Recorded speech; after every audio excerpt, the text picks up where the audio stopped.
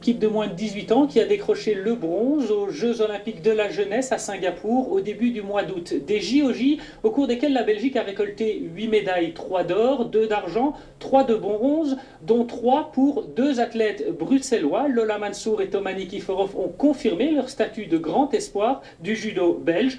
Vendredi, le Crossing Club de Schaerbeek fêtait son médaillé d'argent. Nicolas Debilde et Marjorie Félinger ont participé à la petite célébration.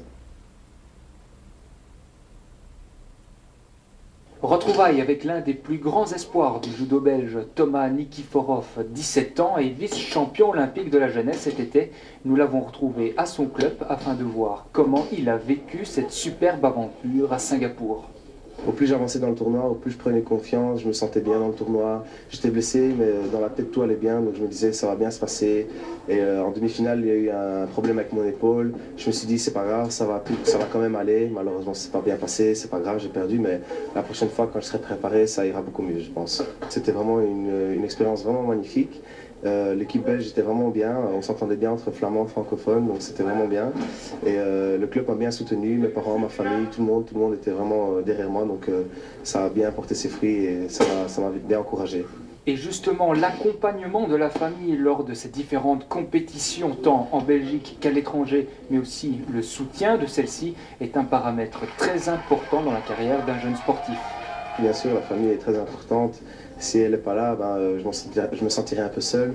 Donc ma maman est là, mon petit frère, mon père aussi en tant qu'entraîneur, le club, tout le monde est là, donc chacun y met un peu du sien et ça marche. Mon père essaye de me suivre un peu partout, ce qui n'est pas toujours facile, mais quand ils sont là, ça me met un petit plus.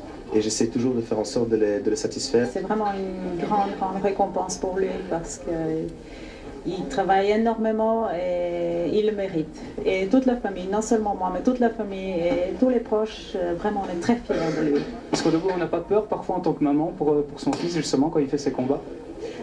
Oui, très peur. Justement de ses blessures, j'ai très peur, mais je suis vraiment très fière de lui en même temps. Mais derrière tout sportif se cache également un homme de l'ombre, à savoir son coach, Alain De Greef.